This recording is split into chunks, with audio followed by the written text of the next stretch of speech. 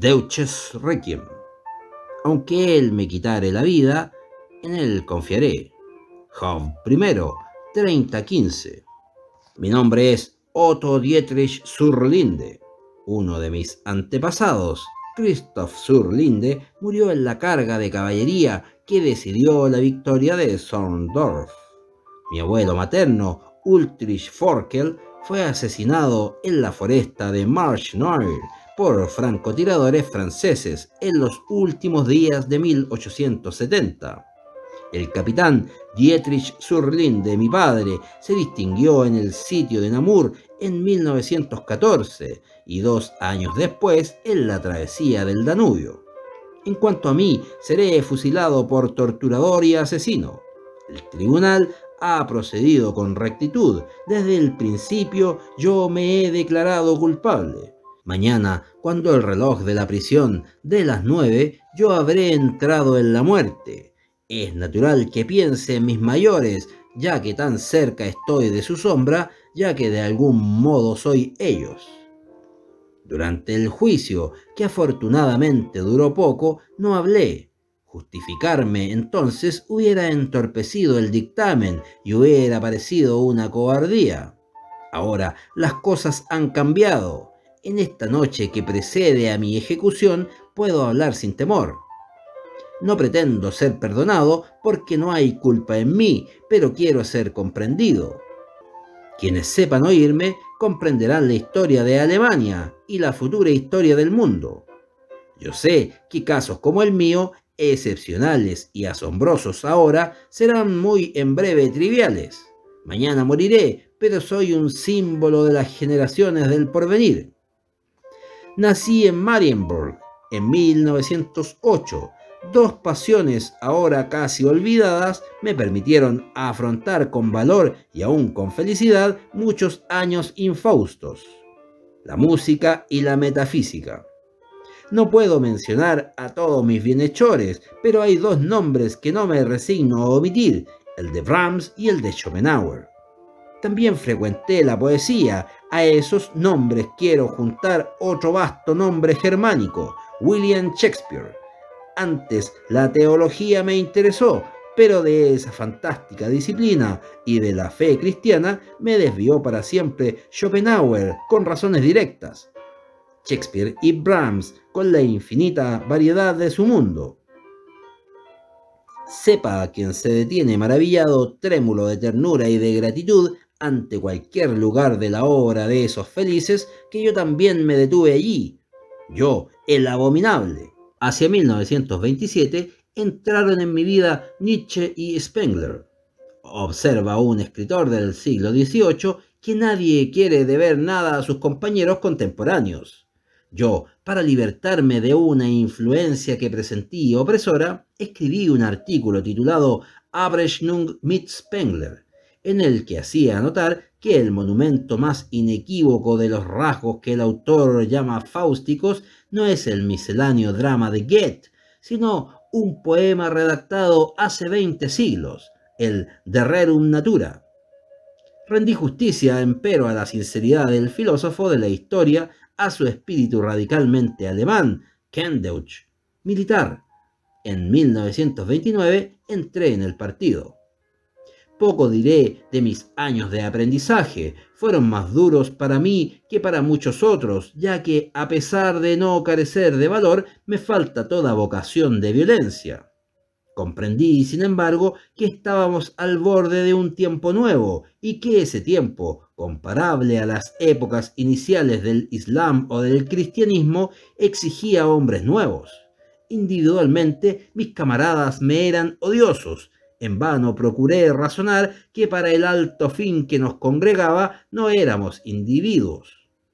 Aseveran los teólogos que si la atención del Señor se desviara un solo segundo de mi derecha mano que escribe, ésta recaería en la nada, como si la fulminara un fuego sin luz.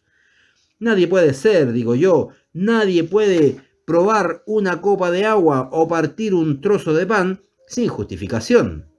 Para cada hombre esa justificación es distinta. Yo esperaba la guerra inexorable que probaría nuestra fe.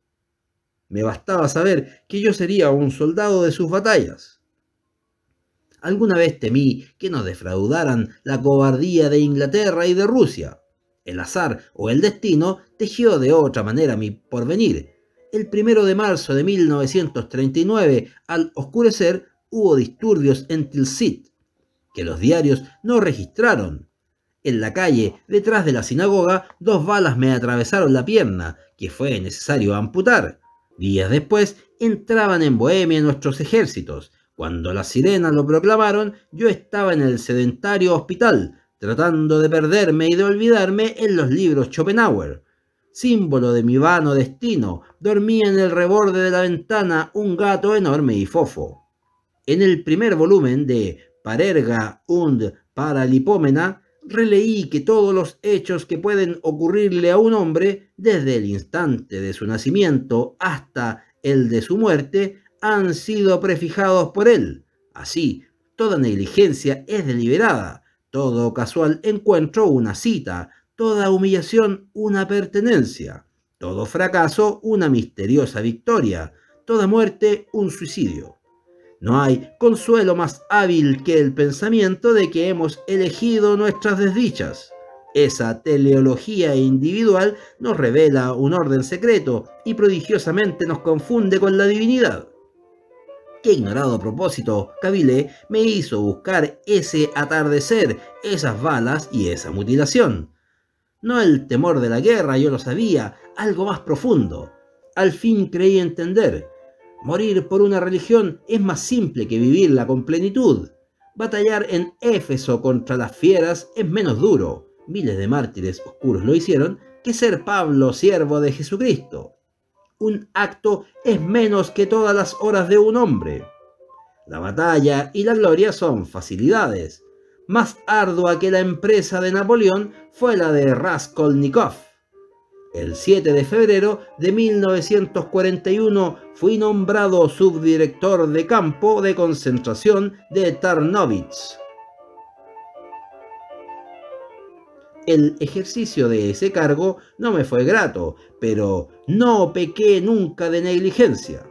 El cobarde se prueba entre las espadas. El misericordioso, el piadoso, busca el examen de las cárceles y del dolor ajeno. El nazismo intrínsecamente es un hecho moral, un despojarse del viejo hombre que está viciado para vestir el nuevo. En la batalla, esa mutación es común entre el clamor de los capitales y el vocerío. No así en un torpe calabozo, donde nos tienta con antiguas ternuras la insidiosa piedad. No en vano escribo esa palabra. La piedad por el hombre superior es el último pecado de Zaratustra. Casi lo cometí, lo confieso, cuando nos remitieron de Breslau al insigne poeta David Jerusalem. Era este un hombre de 50 años, pobre de bienes de este mundo, perseguido, negado, vituperado, había consagrado su genio a cantar la felicidad. Creo recordar que Albert Sergel en la obra Die Chung der Zeit lo equiparara con Whitman. La comparación no es feliz. Whitman celebra el universo de un modo previo, general, casi indiferente. Jerusalén se alegra de cada cosa con minucioso amor. No comete jamás enumeraciones, catálogos. Aún puedo repetir muchos hexámetros de aquel hondo poema que se titula Tsae Yang, pintor de tigres. Que está como rayado de tigres, que está como cargado y atravesado de tigres transversales y silenciosos. Tampoco olvidaré el soliloquio Rosencrantz habla con el ángel, en el que un prestamista londinense del siglo XVI vanamente trata al morir de vindicar sus culpas, sin sospechar que la secreta justificación de su vida es haber inspirado a uno de sus clientes, que lo ha visto una sola vez y a quien no recuerda.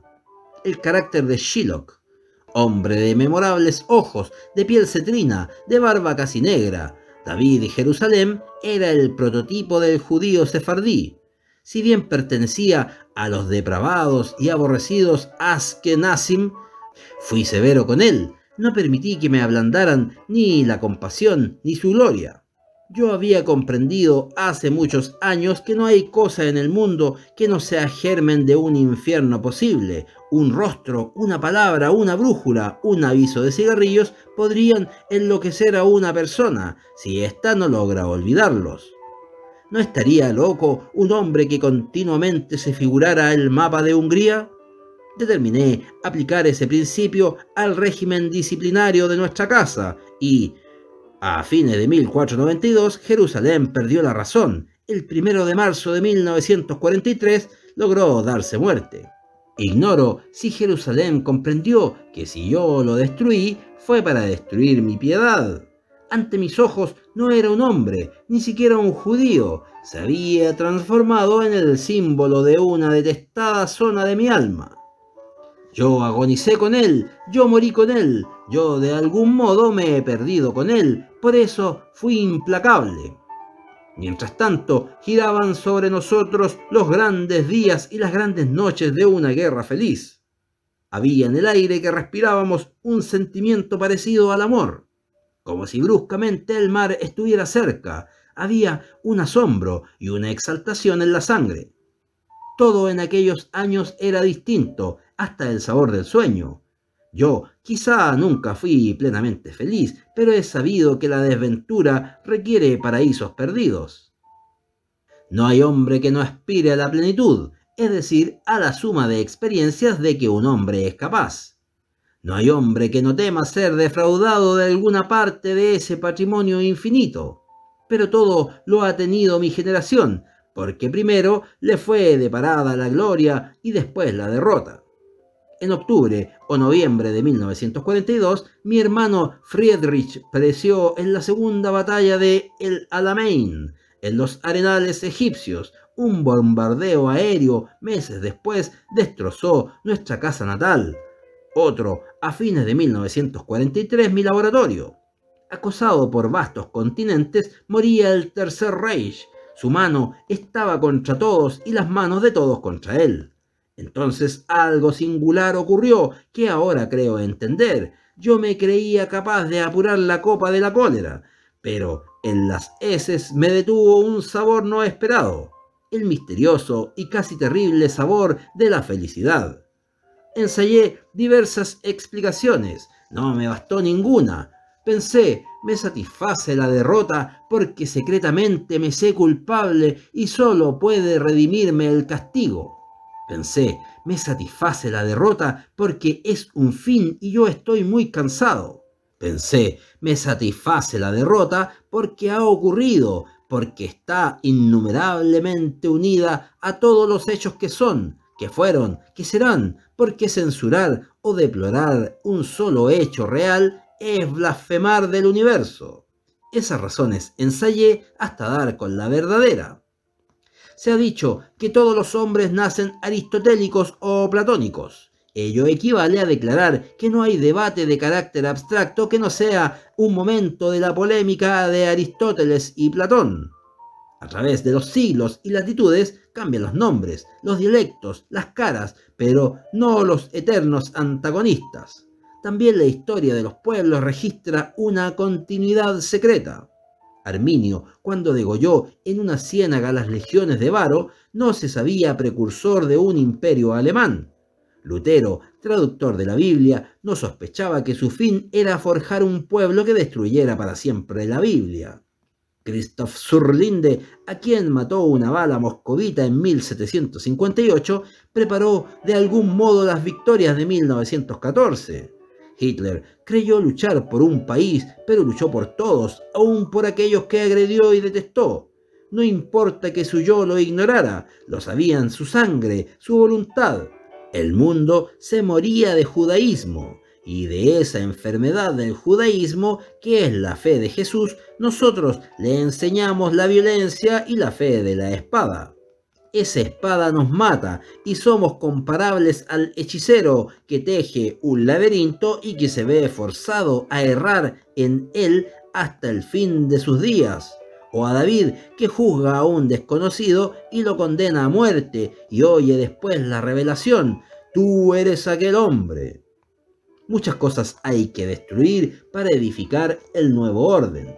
Ahora sabemos que Alemania era una de esas cosas. Hemos dado algo más que nuestra vida, hemos dado la suerte de nuestro querido país. Que otros maldigan y otros lloren, a mí me regocija que nuestro don sea orbicular y perfecto. Se cierne ahora sobre el mundo una época implacable. Nosotros la forjamos, nosotros que ya somos su víctima. ¿Qué importa que Inglaterra sea el martillo y nosotros el yunque? Lo importante es que rija la violencia, no las serviles timideces cristianas. Si la victoria y la injusticia y la felicidad no son para Alemania, que sean para otras naciones, que el cielo exista, aunque nuestro lugar sea el infierno. Miro mi cara en el espejo para saber quién soy, para saber cómo me portaré dentro de unas horas cuando me enfrente con el fin. Mi carne puede tener miedo, yo no.